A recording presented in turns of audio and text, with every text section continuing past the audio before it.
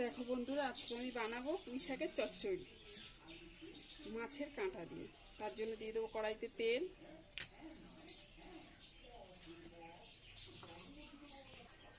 তেল আমার গরম হয়ে গেছে, ওর মধ্যে দিয়ে দেবো মাছের তেলের মধ্যে যে কাঁটাগুলো থাকে বড় বড়, ওই কাঁটাগুলো।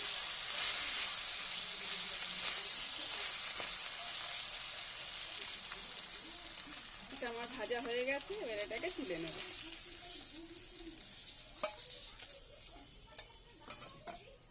আর ওই কড়াইয়ের মধ্যে দিয়ে দেবো 5 ফোঁড়ন।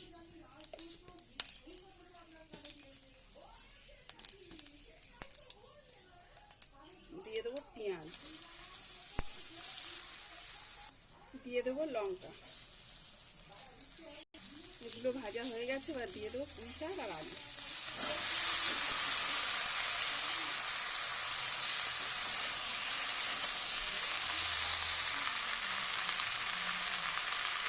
দিয়ে দেবো লবণ, হলুদ।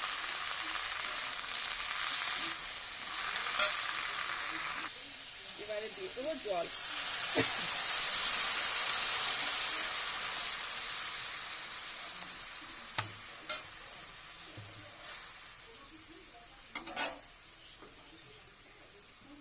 এটাকে ঢাকা দিয়ে দেবো।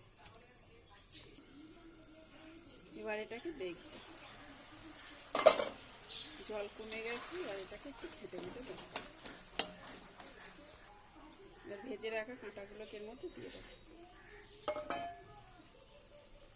দিয়ে দেবো অল্প একটু জিরে গুঁড়ো।